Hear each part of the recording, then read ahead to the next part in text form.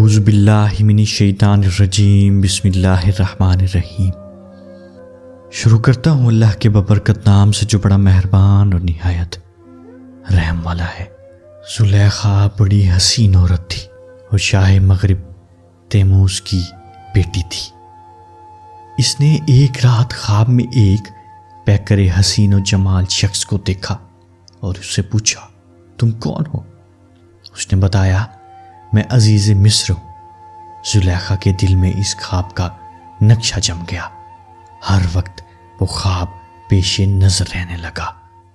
بڑے بڑے بادشاہوں کے پیغام عقد آئے لیکن اس نے انکار کر دیا، اپنا ارادہ ظاہر کر دیا، میں تو عزیز مصر سے ہی نکاح کروں گی۔ چنانچہ شاہ تیموز نے اپنی بیٹی کا نکاح عزیز مصر سے کر دیا۔ زلیخا نے جب عزیز مصر کو دیکھا، یہ دیکھ کر حیران رہ گئی، یہ وہ نہیں ہے جسے خواب میں دیکھا تھا۔ حتیٰ کہ عزیز مصر نے مصر کے بازار میں بکتے ہوئے حضرت یوسف علیہ السلام کو خریدا، انہیں گھر لایا۔ زلیخا نے جب حضرت یوسف علیہ السلام کو دیکھا، خواب کے نقشہ کے مطابق پایا، وہ حضرت یوسف علیہ السلام کی محبت میں وارفتہ ہو گئی۔ پھر اس نے ایک محل بنوایا جس کے اندر 7 کمرے تھے۔ اس محل کو خوب مزین کیا اور خود بھی آراستہ ہو کر کسی بہانے حضرت یوسف علیہ السلام کو اس محل میں لے گئی۔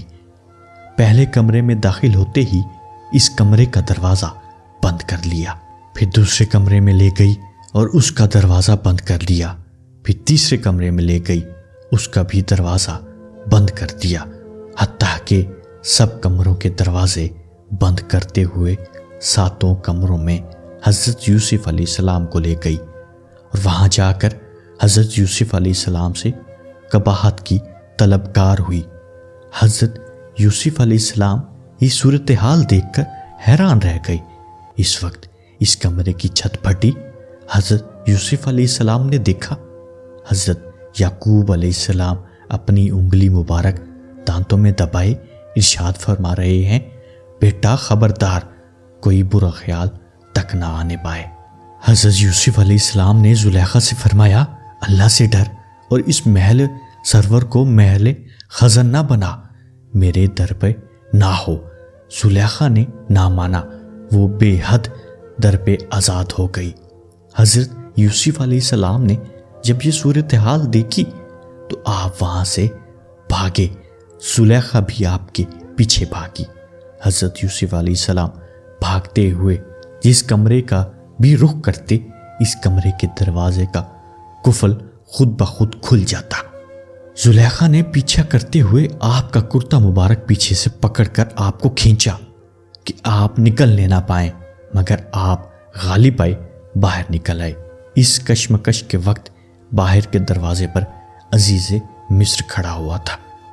اس نے ان دونوں کو دوڑتے ہوئے دیکھا تو زلیخا نے اپنی برات ظاہر کرنے اور یوسف علیہ السلام کو خالف کرنے کے لیے ہیلا تراشا اور اپنے خاوند سے کہنے لگی، جو تیری بیوی سے برائی کے ساتھ پیش آئی اس کی کیا سزا ہے؟ میں سو رہی تھی، اس نے آ کر میرا کپڑا ہٹا کر مجھے پھسلایا ہے، اسے قید کر دو یا کوئی اور تکلیف، وہ سزا دو جو حضرت یوسف علیہ السلام نے فرمایا۔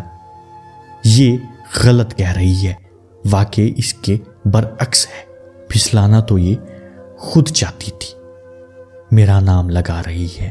عزیز مصر نے کہا، اس بات کا ثبوت کیا ہے؟ اس کمرے میں زلیخا کے ماموں کا ایک شیرخوار بچہ جس کی 3 ماہ کی عمر تھی پنگھوڑے میں لیٹا ہوا تھا۔ حضرت یوسف علیہ السلام نے فرمایا، اس بچے سے پوچھ لو۔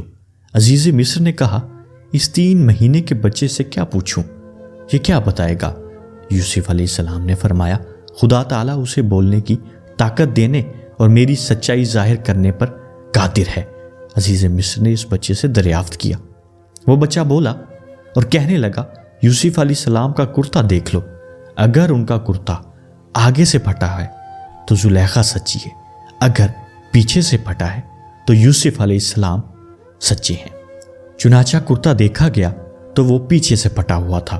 یہ حال صاف یہ بتا رہا تھا یوسف علیہ السلام زلیخا سے بھاگتے تھے اور زلیخا پیچھے پڑی تھی، اس لیے کرتا پیچھے سے ہی پھٹا۔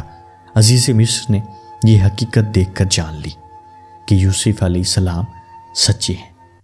پھر اس نے حضرت یوسف علیہ السلام سے معذرت طلب کی۔ انبیاء کرام معصوم ہوتے ہیں، ہر قسم کے چھوٹے بڑے گناہ سے پاک، اور یہ بھی معلوم ہوا انسان جب اللہ سے ڈر کر اللہ کی طرف رجوع کرے، راستے کی ساری رکاوٹیں خود بخود دور ہو جاتی ہیں۔ یہ بھی معلوم ہوا حضرت یعقوب علیہ السلام نے اپنے پیارے یوسف کے حالات سے باخبر تھے، اور آپ کو علم تھا اس وقت یوسف علیہ السلام کہاں ہیں۔ اس وقت ان سے یہ معاملہ درپیش ہے، اور یہ بھی معلوم ہوا اللہ والے بظاہر چاہے کوسوں دور بھی ہوں لیکن مشکل وقت امداد کے لیے پہنچ جاتے ہیں۔ اور یہ بھی معلوم ہوا اللہ تعالیٰ اپنے مقربین کے برات کے لیے 3 مہینے کے بچے کو بھی قوت گویائی دے دیتا ہے، اور اپنے پاک بندوں کے دامن پر شک و شبہ کی میل کا دھبا تک نہیں آنے دیتا۔ آپ کو یہ ویڈیو کیسی لگی؟ کمنٹ باکس میں اپنی رائے کا اظہار ضرور کیجیے گا۔ جزاک اللہ۔